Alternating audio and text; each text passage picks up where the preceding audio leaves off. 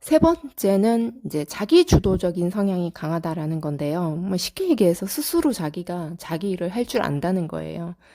어, 그런데 대부분 부모님들은 본인 자녀에 대한 자기 주도성에 대해서 사실 잘 모르시는 것 같아요. 왜냐면 요즘에는 이제 공부 잘하는 아이들도 보면은 상당수 이제 부모님들께 좀 의존적인 아이들 되게 많거든요. 그러니까 예를 들면 시험 대비를 한다 했을 때 스스로 자기가 계획을 세워서 이렇게 하는 게 아니라 학원 선생님이 시키는 방법, 그 다음에 부모님이 시키는 방법, 딱 시키는 그것만 하는 거예요. 근데 이게 중학교 내신은 뭐 그 정도만 해도 내신이 잘 나올 수 있어요. 그런데 가장 중요한 거는 스스로 내가 어떤 계획을 세워서 내가 이 과목에 이런 부분이 약하니까 내가 여기 조금 더 시간을 더 투자하고 해야겠다라든지 이런 스스로 자기 자신에 대한 이해를 바탕으로 자기 일에 좀 시간을 배분을 해서 준비를 제대로 할 줄 알아야 된다는 거예요. 그러니까 중학교 내신조차도 그래서 제가 이런 게 안 돼 있으면 고등학교 가서 곤란하다라는 얘기를 좀 많이 드리는데 이게 단순히 고등학교 내신에만 영향을 미치는 게 아니라 비교과에도 당연히 영향이 갑니다. 왜냐면 제가 중학교 학생들 딱 보면은 그 학습 관리 프로그램 들어와도 제가 이제 기본 역량, 공부 방법 이런 거 잡아주는 건 많이 이제 매일 체크하고 이렇게 하는 게 있어요. 하지만 시험 대비 때는 스스로 계획 세우게 하고 스스로 공부하게 해요. 그리고 거기서 결과가 나왔을 때 문제가 생기면 그 분석을 같이 도와주고요. 거기까지는 일단 해줘요. 그리고 앞으로 대안에 대해서도 방향은 제시해 주는데 그런 부분들을 제가 일방적으로 얘기하는 게 아니라 스스로 점검할 수 있도록 유도를 해요. 그러니까 이걸 스스로 할 줄 알아야 돼요. 자기 공부잖아요. 중학교 2학년에 맞는 자기 관리 능력이 있어야 돼요. 그러니까 시험 계획을 세우고 그 다음에 그거를 실천하고 내가 어떤 부족한 점이 있는지 체크해서 조금 더 보완하고 그러면 중학교 2학년 내신조차도 스스로 그런 걸 하지 못하고 그냥 수동적으로 학원 선생님이 시키는 숙제만 하고 엄마가 시키는 것만 하고 이렇게 되면 안 된다는 거예요. 근데 왜 이게 안 되냐면 이 습관이 그대로 가서 고등학교 진학한 애들이 무슨 문제가 생기냐면 고등학교 가서는 양이 더 많아지죠. 그죠? 그걸 스스로 할 줄 모르는 거예요. 그러니까 그때도 엄마한테 의존하고, 그때도 학원 선생님이 없으면 안 되는 거예요. 선행을 다 해놔도, 심화까지 다 빼도 학원 선생님이 없으면 자기 공부를 주도적으로 할 수 없는 상황이 돼버리는 거예요. 그러니까 남들에 의해서 끌려다니는 거죠. 그런데 이게 왜 고등학교 가서 학생부까지 영향을 미치냐면, 고등학교 가서 이제 가본 친구들은 아는데, 뭐 해야 될 공부도 많은데 학교 과제가 막 수행평가다 아니면 뭐 세특용 발표 과제다 막 쏟아진단 말이에요. 그러면 뭐 한꺼번에 수많은 과제가 나와요. 그러면은 뭐 예를 들면 2주 뒤 발표, 한 달 뒤 제출, 뭐 이렇단 말이에요. 그러면 자기가 당장 급하게 먼저 해야 될 과제, 그 다음에 교과 공부 이런 것들을 스스로 자기가 계획을 세워서 할 수 있어야 되고 너무 바쁜 시즌에는 학원 수업도 좀 조정해야 되는 경우도 있어요. 그러니까 이런 것들을 누가 해줘요? 본인이 해야 돼요, 본인이. 엄마가 다 관리해 줄 수 없어요. 어. 엄마가 어떻게 다 관리해 줘? 그리고 살짝 관리가 된다 한들 그렇게 큰 아이들이, 그렇게 성장한 아이들이 대학에 가서도 그럼 관리해 주실 거예요? 그 아이가 취업해서도 부모님이 관리해 주실 거예요? 아니잖아요. 스스로 그 나이에 할 수 있어야 되는 것들은 해내야 된다는 거예요. 그런데 이제 이거를 왜 어머니들이 못 놓느냐. 당장의 내신 때문에 그러거든요. 그러니까 중학교 같은 경우에는 뭐 당연히 이제 뭐 특목고라든지 자사고 진학에서 내신이 일단 중요하니까 관리가 들어가려고 해요. 어. 근데 저는 솔직히 중학교 내신 정도는 좀 시행착오를 해봐도 괜찮거든요. 만약에 중학교 내신을 자기가 스스로 관리할 수 없는 아이라면 특목 자사고 가면 안 돼요. 근데 그걸 안 되는 아이를 억지로 어머니가 관리해서 보낸다 한들 거기 가서 애가 얼마나 힘들겠어요. 그래서 스스로 할 수 있게끔 어렸을 때부터 훈련이 돼야 돼요. 그래서 사실 요거는 이제 사실 빠르면 초등학교 저학년 또는 고학년부터라도 자기 숙제, 자기가 해야 될 공부 이런 것들을 좀 스스로 할 수 있는 습관을 잡아줘야 돼요. 이게 되는 아이들이 중학교 가서도 어느 정도 해내고 고등학교 가서도 해내는 거예요. 그래서 자기 주도적 성향이 굉장히 중요하다. 그래서 저는 사실 고등학교 가서 뭐 이제 지금은 좀 어릴 때부터 제가 습관을 잡아주는 거 위주로 처음부터 시작한 친구들이 좀 많아진 편인데 예전에는 고등학교 가서야 그 이제 처음 만나서 그 저희가 이제 학생부 관련된 조언을 해주고 이런 경우들이 많았거든요. 근데 그때 딱 만났을 때 어떤 친구들은 엄마가 아니면 엄마 없으면 아무것도 할 수 없는 친구들이 있는 거예요. 굉장히 이거는 심각한 거예요. 그러니까 막 어머니들이 뭐 수업, 뭐 학교 수업 뭐 그 관련된 뭐 예를 심지어 뭐 강의도 대신 들어주고 필기 다 해주시고 근데 그게 막 만약에 좀 어려운 부분 일부 부분을 좀 도와주고 이런 것까지는 제가 괜찮다고 생각하는데 모든 것들을 다 어머니가 다 대신 뭐 필기 해주시고 무슨 연예인 매니저도 아닌데 너 이거 뭐 노트 정리까지 어머니가 다 해주시고 이거는 아니라는 거예요. 그러니까 노트 정리도 본인이 해야죠. 안 되는 걸 질문하고 뭐 이렇게 도와달라 할 수는 있지만 난 부분적인 거는 그런 걸 할 수도 있지만 모든 것들을 어머니가 다 해주는 거예요. 그러면은 생각해 보세요. 강의를 듣고 필기를 어떻게 합니까? 강의를 듣고 필기는 본인이 좀 약하다 생각하는 거, 중요하다 생각하는 걸 본인이 필기하고 본인이 그 머릿속 사고를 한 과정에서 필기가 남아 있잖아요. 그래서 필기 똑같은 강의를 듣고도 필기가 조금씩 다르죠. 근데 그거를 자녀가 하는 게 아니라 어머니가 대신해줘. 근데 만약에 어려운 파트 일부만 도와주는 건 제가 그럴 수도 있다고 했잖아요. 그 대신 전제도 다음엔 네가 해야 돼. 이렇게 하는 거야. 가르쳐주는 차원에서는 괜찮은데 이게 끝까지 간다는 거죠. 이제 이런 친구들은 무슨 현상이 일어나냐면 학교 수업을 듣잖아요.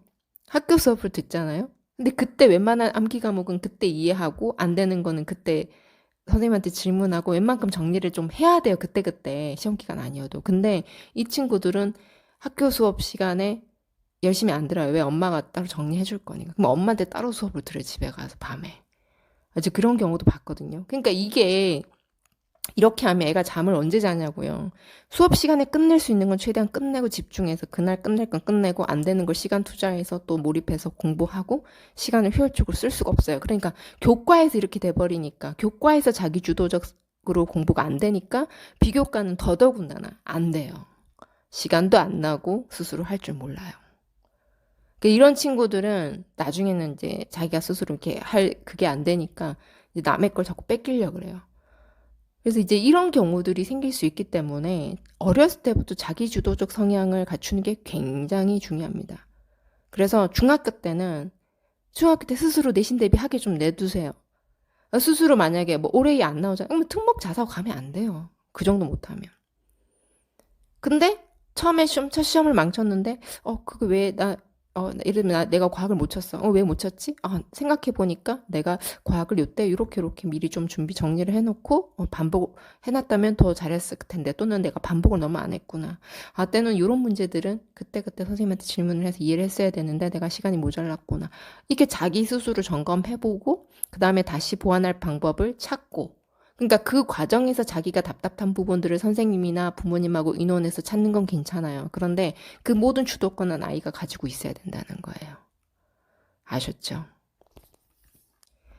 네 번째는 소통 능력이 굉장히 중요하다는 건데요. 실제로 이제 학생부 종합전형 준비하다 보면 친구들하고 협업으로 하는 것들도 되게 많고요. 또 이 과제 부분에 있어서 질문을 해야 되는 상황들이 좀 있어요. 선생님들한테 찾아가서 뭐 제출 기한을 조정해야 될 경우에 좀 부탁을 드려야 되는 경우들도 있고 또는 이 과제를 어떤 식으로 평가하시는지 좀 찾아가서 질문을 해야 될 경우도 있고 그러니까 뭐 이걸 이제 혼자 찾아가는 게 아니라 친구들하고 제가 보통 같이 가서 여쭤보라고 하는데 어쨌거나 선생님들과 친구들과 이 소통 능력이 있어야 이게 진행이 가능하다는 거예요. 또 이제 팀 프로젝트 하다 보면 친구들하고 이제 의견이 안 맞는 경우들이 굉장히 많이 벌어지거든요. 그때도 뭐 물론 갈등이 생길 수 있죠. 갈등 생긴다고 무조건 나쁜 건 아니고 그걸 지혜롭게 해결해 나가기 위해서도 소통 능력이 굉장히 중요해요. 그래서 사실은 이 학생부 비교과 활동을 할 때 소통 능력은 필수기 때문에 그럼 이것도 당연히 없는데 갑자기 고등학교 가서 생기냐? 물론 노력해서 만들어낸 친구들도 있을 수 있겠죠. 근데 그러면 사실 그때 가서 막 하려 그러면 너무 힘들어해, 아이들이. 그래서 가능하면 이것도 마찬가지. 초등학교 때부터 여기 좀 소통 능력이 원활해지도록. 그러니까 뭐 학 친구들, 부모님, 학원 선생님, 학교 선생님하고도 평상시 소통을 잘 할 수 있도록 그 능력을 좀 키워주는 게 필요한데, 뭐 어떻게 키워주냐? 이거는 일단 다음에 또 기회가 되면 얘기하겠습니다. 여기서 일단 핵심은 그게 아니니까. 어쨌거나 그 소통 능력이 굉장히 필요하다. 그리고 그 비교과 자체가 어떤 자기 호기심을 좀 찾아나가는 힘이 중요하거든요. 그러니까 이게 제가 이렇게 아이들 이렇게 이건 뭐 제 경험상 이렇게 제가 그 좀 발견한 부분인데 그 나 중심인 아이 있어요. 그러니까 나한테는 관심이 많은데 타인한테 관심이 없는 친구들이 있거든요, 요즘에. 근데 내가 아닌 타인에 대한 관심, 다른 사물에 대한 관심, 호기심 이게 있어야 돼요. 그래야지 탐구 주제를 잘 찾을 수가 있어요. 예. 그래서 사실은 그래서 그런 것도 소통 능력이 좀 원활한 친구들이 그러니까 소통 능력이 원활하다는 건 뭐냐면 내 감정에만 충실한 게 아니라 친구들의 감정, 선생님들의 감정도 살필 줄 안다는 거거든요. 그게 타인에 대한 관심이 있다는 뜻이거든요. 이게 은근히 연결이 되더라고요. 꽤 많은 그 사례를 봤을 때. 그래서 저는 사실은 당장의 점수가 잘 나오는 것도 중요하죠. 학교 내신이 중요한데 결국에는 이 소통 능력이 굉장히 중요하겠구나. 그러니까 그 부분이 없으면 사실은 이게 하다가 고생을 많이 해요, 애들이.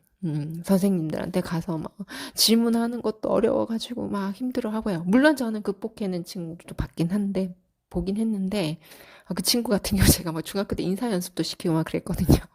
그러니까, 아이들 가능하면 고등학교 가서 모든 거를 갑자기 막 맞닥뜨려서 하지 않게 어릴 때부터 조금씩 조금씩 이런 역량들을 잡아주는 게 굉장히 중요한 것 같아요. 자, 그럼 이제 앞에 지금 네 가지를 소개를 해드렸잖아요. 그러니까 첫 번째, 고등 심화 수학. 두 번째, 독서 교육을 제대로 받는 것. 세 번째, 자기주도적 성향. 네 번째, 소통 능력. 말씀드렸단 말이에요. 그러면 이 중에서 세 가지 이상의 역량을 갖고 있고, 아셨죠? 이 네 가지 중에 적어도 세 가지 역량은 갖고 있고, 여기에 덧붙여서 한 가지 더, 성실함까지 가지고 있어야 돼요. 학생부 종합전형에선 성실함 빠지면 아무것도 할 수가 없어요. 어, 너무 기본이잖아, 성실함은. 어디 가서든 기본이거든요. 수시의 핵심은 성실함입니다. 내신이든 비교과든. 그래서 이 성실함까지 가지고 있고, 그 다음에 하나만 더 추가하자면 전략상 내가 가고 싶은 전형이 있잖아요. 그 대학의 전형에 그 평균적인 내신 등급 라인이 있을 거예요. 그 라인 안에 어느 정도는 들어가야 돼요. 근데 이제 내신은 내가 가고 싶은 곳은 막 예를 들면 2등급 초반이다. 그 정도는 돼야 된다. 그런데 나는 내신이 한 4등급이다. 그러면 안 돼요. 비교과로 뒤집는 것도 한계가 있어요. 왜냐하면 학생부 종합전형 자체도 내신이 비슷비슷한 학생들이 일단 올 거 아니에요. 그죠? 어쨌든 이게 상대평가니까. 그러면 만약에 비슷한 아이들끼리 몇 배수 안에 들어왔어요. 그럼 그 안에선 그러면 뭘로 평가하겠어요? 거기 그 대학에서 요구한 수능 최저라든지 학생부 비교과라든지 면접이라든지 여기서 어느 정도 영향을 미칠 거 아닙니까? 그래서 일단은 그 앞에 말씀드렸던 역량 중에 세 가지 하고 성실함, 그 다음에 가고 싶은 대학 라인 안에 어느 정도 평균적으로 들어갈 수 있는 등급 라인은 가지고 있으라는 거예요. 물론 이제 이런 경우는 있습니다. 비교과를 아주 잘할 경우에, 그러니까 학생부가 아주 좋을 경우에, 예를 들면 이제 저희 실제로 등급은 한 3, 4등급이었는데, 3, 4등급이었는데, 그, 내신이 평균적으로 나왔던 그 대학에서 발표했던 거는 2점 초중반 정도였어요. 근데 한 3등급 3등급 선 학생들이 비교과를 좀 잘해서 들어간 케이스는 있습니다. 그러니까 물론 후보로 들어가긴 했지만 어쨌거나 붙었잖아요. 그죠? 그러니까 그 대신 그 친구들이 선택했던 그 전형이 그 약간 일반고 학생들이었는데 일반고 학생이었지만 특목고 아이들하고 같이 경쟁하는 이제 비교과 탐구 영향을 많이 보는 전형이었고 실제로 학생부가 괜찮아서 그쪽 전형으로 경쟁해서 들어간 케이스는 있어요. 그러니까 물론 그런 경우들도 있을 수는 있겠지만 그래도 안정적으로 간다고 하면 어느 정도 평균선에서 그 등급이 어느 정도 나오고 그다음에 이제 어느 정도 가능성이 있는 상황에서 학생부를 준비하는 게 가장 좋은 전략이겠죠. 그죠? 그래서 그 등급을, 내신 등급을 유지할 수 있는 선에서 비교과를 해야 됩니다. 그래서 내신이 안 되는데 학생부 비교과 좋아서 가는 경우는 그러니까 일부 전형, 어떤 특기자 전형들, 뭐 그런 전형 아니고서는 좀 힘들고요. 일부 대학 같은 경우에는 특기자 전형조차도 내신이 해당 관련된 전공 분야에서 안 나오면 그냥 탈락시켜 버려요. 그러니까 좀 여러분들이 학생부가 그러니까 비교과 잘하면 내신이 안 좋아도 대학에 들어갈 수 있다라는 착각은 하면 안 돼요. 학생부에서 가장 좋은 전략은 일단 내신만 한 게 없어요. 내신이 어느 정도 받쳐준 상황에서 비교과가 따라줘야 돼요. 그걸 꼭 전제로 기억하고 있어야 돼요. 무슨 말인지 잘 아셨죠? 이해하셨죠? 그리고 그 일부 그런 특이 케이스들이 있긴 있어요. 있긴 있는데, 근데 그런 경우에는 그 대학의 전형의 평가 요소를 봐야 되고, 그 다음에 이 학생들이 잘 보면, 이거 나중에 다음에 또 영상을 또 하나 찍을 건데, 그 자기 전공 관련된 내신도 좋아요. 그런 아이들이. 그럼 예를 들면 생명계열 가는 친구들이 화학 생명을 잘해야 될 거 아니에요. 영어하고. 응? 이해되시죠? 그 기계공학과 가는 아이들이 국어 영어는 못해도 좀 내신 등급이 낮아도 수학과는 잘해야 될 거 아닙니까? 그러니까 어느 정도는 그게 내신이 연계성이 있어요. 그래서 잘 모르고 괜히 자기 학생부 비교과 좋다고 이제 좀 착각하는 경우도 많습니다. 그러니까 그렇게 생각해서 난 내신이 좀 불리하지만 좀 뭐 갈 수 있을 거야 생각해서 무리하게 도전하지는 말라는 거예요. 그래서 제대로 알아보고 준비를 해야 됩니다. 뭐 그러니까 학생부 비교과 평가를 제대로 받는 방법은 좀 기회가 되면 따로 영상을 찍던지 할게요. 비교과에 대한 그 평가 방법이라든지 좀 기타 다른 부분들은 그 하지민 교육연구소 블로그나 밴드에 제가 올려둔 글들이 좀 있어요. 그래서 조금 더 관심이 있으신 분들은 찾아서 한번 읽어보셨으면 좋겠고요. 조금 더 깊은 상담을 원하시는 경우에는 제가 아이 학생부를 좀 보고 얘기를 해야 됩니다. 그래서 그런 좀 깊은 상담을 원하시는 분들은 별도로 좀 개인 컨설팅 신청을 해주시면